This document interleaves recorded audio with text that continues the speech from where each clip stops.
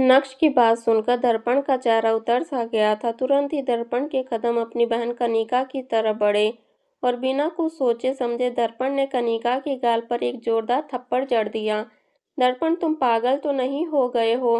तुमने मुझे थप्पड़ मारा? कनिका पूरी तरह से कंफ्यूज नजर आ रही थी। कुणाल भी पूरी तरह से कंफ्यूज था। मामू, ये आप क्या कर रहे हैं? नेचुरल अंदाज में उसने पीछे से अपनी माँ को प्रोटेक्ट करने की कोशिश की। अंतिम, जो अपनी होने वाली बीवी रागिनी के साथ गेस्ट का वेलकम कर रहा था, जब उसे इस सीन के बारे में पता चला तो वो भी रागिनी के साथ भागते हुए मौके पर पहुंच गया। नक्श, बड़े पापा को क्या हुआ? नर्वस होते हुए अंतिम ने पूछा। नक्श ने अंतिम के सवाल का कोई जवाब नहीं दिया, बल्कि दर्पण को घूरते हुए बोला, चाचू, मैं आपको एक दिन का समय देता हूँ। कल इसी समय मुझे मेरा सारा पैसा चाहिए। आप दादाजी से कह देना हमारी ट्रीटी यहीं खत्म होती है। यह बोलने के बाद नक्श ने अपने पिता को जमीन से उठाया और हॉल के दरवाजे की तरफ बढ़ने लगा। अचानक से कुणाल ने जोर से दहाड़ते हुए कहा, रुक जा, तुझे यहाँ से जाने के लिए किसने कहा? कुणाल, ये तुम क्या बकवास कर रहे हो? कुणाल के बिहेवियर से अंतिम बिल्कुल भी खुश नहीं था। अंतिम, इससे तुम्हारा कोई लेना देना नहीं है। तुम अपने काम से काम रखो, जाओ और उधर जाकर अपनी होने वाली बीवी के साथ खड़े हो जाओ। यह बोलते हुए कुणाल के एक्सप्रेशंस बहुत ही भयानक थे। इससे पहले कि अंतिम कुछ कहता, कुणाल ने फिर से अपना मुंह खोलते हुए कहा, अगर आज तुम्हारी शादी नहीं होती ना, तो मैं तुमसे बात करके अपना समय बर्बाद नहीं करता। यह सुनते ही अंतिम के दिल को एक जोरदार धक्का लगा और उसके पूरे शरीर में गुस्से की आग भड़क उठी, लेकिन उसने जल्द ही अपने गुस्से को शांत किया और नॉर्मल होने की कोशिश की। भले ही अंतिम दर्पण का बेटा था, लेकिन भानुशाली ग्रुप में उसका नाम कहीं भी नहीं था और कुणाल का नाम बोर्ड ऑफ डायरेक्टर्स में था। ऊपर से कुणाल उससे 1 साल बड़ा भी था। ऐसे में अंतिम उसके सामने कुछ भी नहीं बोल सकता था। जल्द ही भानुशाली परिवार के विला के सामने एम्बुलेंस पहुंच गई। नक्श ने अपने पिता को एम्बुलेंस पर डाला और अपनी मां को उनके साथ रहने के लिए कहा। नक्श एम्बुलेंस में नहीं चढ़ा, बल्कि एम्बुलेंस को रवाना करने के बाद उसके कदम फिर से भानुशाली परिवार की तरफ बढ़ने लगे थे। यह देखकर कुणाल सबसे पहले कूदा। तेरी चमड़ी कितनी मोटी है, कितना भी बेइज्जती कर लो, लेकिन तू रहेगा ढीठ का ढीठ। तेरी वजह से आज अंतिम की शादी खराब हो गई, लेकिन तुझे इस बात का कोई अफसोस ही नहीं है, कोई शर्म ही नहीं है। तू यहाँ फिर आ गया। मैं यहाँ वापस क्यों नहीं आ सकता? नक्श ने कड़क अंदाज में कहा, तू अब भानुशाली परिवार का मेंबर नहीं है। हम में से कोई भी तेरा वेलकम नहीं करना चाहता। अभी के अभी यहाँ से निकल जा। एक बार फिर से कुणाल के चेहरे ने भयानक रूप ले लिया था। कुणाल के हिसाब से देखा जाए तो नक्श की वजह से वो भानुशाली ग्रुप का सीईओ बनता बनता रह गया था। नक्श की वजह से ही कनिका की सारी प्लानिंग फ्लॉप हुई थी। ऊपर से आज नक्श के परिवार के यहाँ आने से बवाल हुआ और सभी के सामने उसकी माँ कनिका को दर्पण ने थप्पड़ मारा। इससे कुणाल के परिवार की इज्जत पर गहरा असर पड़ा था और यही वजह है कि अभी कुणाल का गुस्सा नक्श के प्रति 7वें आसमान पर पहुंच गया था। अपनी बकवास बंद करो, जोर से चिल्लाते हुए दर्पण ने कुणाल को चेताया। इससे पहले कि कुणाल आगे कुछ बोलता, दर्पण के कदम कुणाल की तरफ बढ़े और उसने उसके पेट में एक जोरदार मुक्का जड़ दिया। वो काफी पावरफुल मुक्का था। एक ही झटके में कुणाल जमीन पर गिर पड़ा, लेकिन दर्पण ने कुणाल को पूरी तरह से नजरअंदाज किया और नक्श की ओर देखकर हेल्पलेस फील करते हुए बोला, नक्श, हम सब एक परिवार है। छोटी मोटी बातें तो होती रहती हैं। हमें एक दूसरे के साथ इतना कठोर रिश्ता रखने की कोई ज़रूरत नहीं है। नहीं, अभी अभी कुणाल ने कहा कि मैं तो भानुशाली परिवार का हिस्सा ही नहीं हूँ।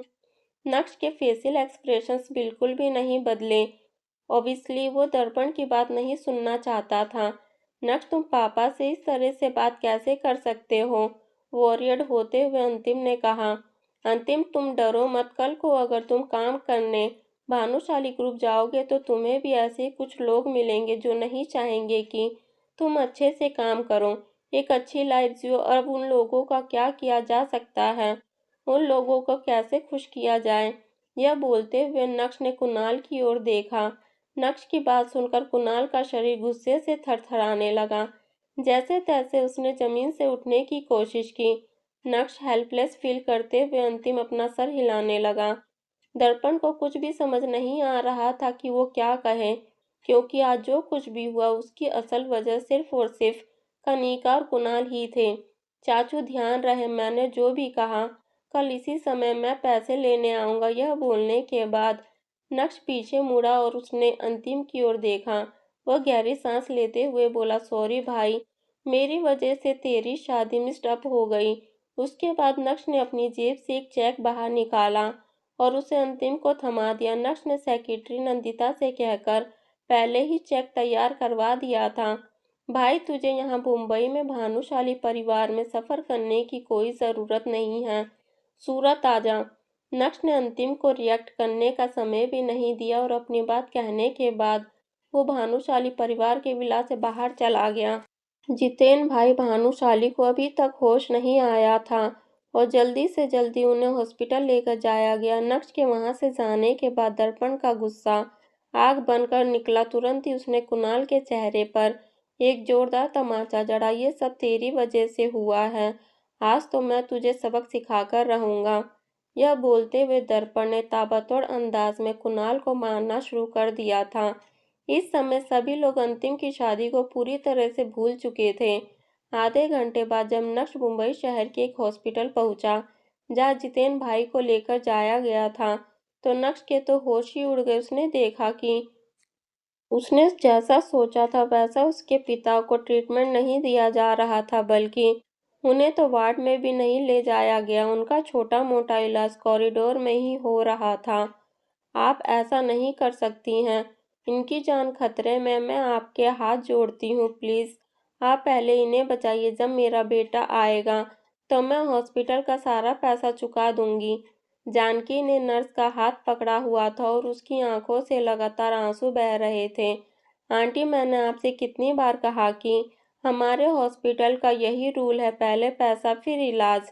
आप सारा पैसा भरो तो अभी के अभी अंकल की सर्जरी हो जाएगी। कड़क अंदाज में इस नर्स ने कहा, मैं आपसे हाथ जोड़ती हूँ, मैं पैसा देने के लिए मना नहीं कर रही, प्लीज़ पहले इनकी जान बचाइए, मेरा बेटा जल्दी यहाँ आता होगा। हेल्पलेस फील करते हुए जानकी का कलेजा जलने लगा था। जब नक्श के दादा ने जितेन भाई और नक्श को परिवार से बेदखल किया था, तो जितेन भाई के पास ज़्यादा पैसा नहीं था और जितना भी था वो उन्होंने नक्श को दे दिया था। एक अच्छा बेटा होने के नाते नक्श ने अपनी जॉब का इंतज़ाम किया और रहने के लिए अपने माँ बाप को अहमदाबाद में सेटल किया। लेकिन सेटल करने से ही सब कुछ नहीं होता है ना? शरीर को कपड़े चाहिए होते हैं, पेट को खाना चाहिए होता है और भी बहुत कुछ। उस समय नक्श की आमदनी इतनी नहीं होती थी कि वो अपना भी देखे और अपने परिवार का भी देखे, इसलिए जितेन भाई को किसी जोहरी की दुकान पर नौकरी करनी पड़ी। हालांकि इन सालों में जितेन भाई ने पैसा जोड़ा था, लेकिन वो इतना नहीं था कि इस हॉस्पिटल के ऑपरेशन की फीस भर सकें। इसलिए जानकी को अपने बेटे का इंतजाम था। आंटी, तो ठीक है, आप आपके बेटे के आने का इंतजार करें। उनके आने के बाद अंकल की सर्जरी हो जाएगी, इनपेशेंट होते हुए नक्श ने कहा। उस नर्स के हिसाब से जानकी और बेहोश पड़े जितेन भाई मुंबई शहर के भिखारी हैं, उनका बेटा अमीर कैसे हो सकता है? अगर नर्स ने मदद करते हुए सर्जरी की फीस नहीं ली तो हॉस्पिटल की हाई अथॉरिटी उसकी हालत खराब कर देगी। यही वजह है कि वो भी इस मामले में कुछ कर नहीं पा रही थी। एक तरफ नक्श की जिंदगी में इतना कुछ हो रहा था, तो दूसरी तरफ सूरत में अनीका बेचैन हुए जा रही थी। उसने नक्श को कई बार कॉल किया, लेकिन नक्श ने उसका कॉल एक बार भी नहीं उठाया था, ना ही वो उसके मैसेज का कोई जवाब दे रहा था। उसी समय जानकी की नज़र नक्श पर पड़ी और उसके एक्सप्रेशंस पूरी तरह से रिलैक्स्ड हो गए। नक्श, मैं यहाँ हूँ बेटा, जल्दी से इन्हें बोलो कि तुम्हारे पापा को बचाएं। माँ, ये सब क्या चल रहा है? कंफ्यूज्ड होते हुए नक्श ने पूछा। अपनी माँ का चेहरा देखकर नक्श का दिल उसके मुंह में आ गया था। ये नर्स कह रही है कि अगर हमने अभी पैसा नहीं भरा तो तुम्हारे पापा का इलाज नहीं करेंगे। जानकी ने अपने चेहरे से आंसू पोंछते हुए कहा, क्या पैसों के लिए इन्होंने एक इंसान की जान को दांव पर रखा? तुम्हारे हॉस्पिटल को सबसे पहले पैसा चाहिए ना। यह बोलते हुए नक्श का अंदाज पूरी तरह से बदल गया। मैं तुम्हें सर्जरी की फीस और हॉस्पिटलेशंस की फीस देता हूँ, लेकिन मैं चाहता हूँ कि तुम मेरे पापा की सर्जरी का जल्दी से जल्दी इंतज़ाम करो। क्या तुम्हें पता भी है कि तुम्हारे बाप को हुआ क्या है, कैसे हैं वो अभी, उनकी हालत क्या है? अगर तुम्हें नहीं बचाना है तो उन्हें हॉस्पिटल के बेस्ट स्पेशलिस्ट की ज़रूरत पड़ेगी और उनकी सर्जरी करने की फ़ीस 80 लाख है।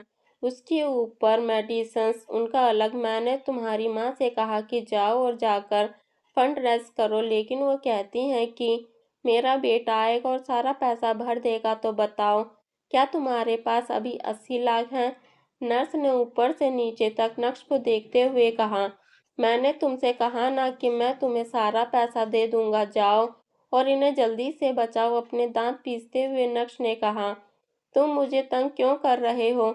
अगर तुम्हारे पास अभी 80 लाख रुपए हैं तो भरो ना, मैं जल्दी से जल्दी तुम्हारे पापा की सर्जरी करवा देती हूँ। नर्स अब और नक्श के साथ फालतू की बात नहीं करना चाहती थी। मैंने कहा ना तुमसे कि जल्दी से जल्दी सर्जरी का इंतज़ाम करो। एक बार में समझ नहीं आता है क्या? यह बोलते हुए नक्श ने अपना हाथ जोर से टेबल पर मारा और यकीन मानिए उस टेबल के चीथड़े उड़ गए थे। गदर मूवी में जिस तरह से सनी पाजी ने हैंड पंप उखाड़ा, ठीक उसी तरह से नक्श ने लकड़ी की टेबल को चूर चूर कर दिया था। वो ताकत की गोली जबरदस्त असर कर रही थी।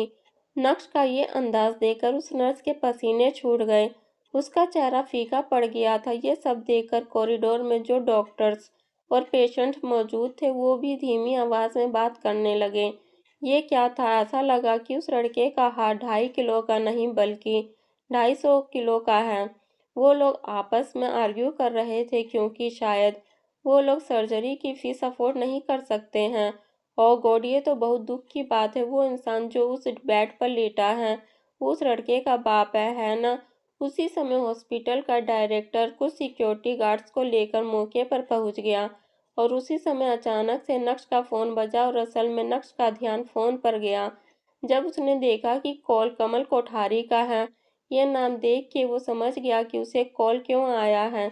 जैसे ही नक्श के फोन उठाया, इससे पहले कि वो कुछ बोलता, फोन के दूसरी तरफ से कमल की आवाज़ आई। मिस्टर नक्श, मैं जानता हूँ कि आप अभी हॉस्पिटल में, आप मेरा वहीं इंतज़ार करें, मैं अभी वहाँ पहुँचता हूँ। यह बोलने के बाद कमल ने कॉल कट कर दिया।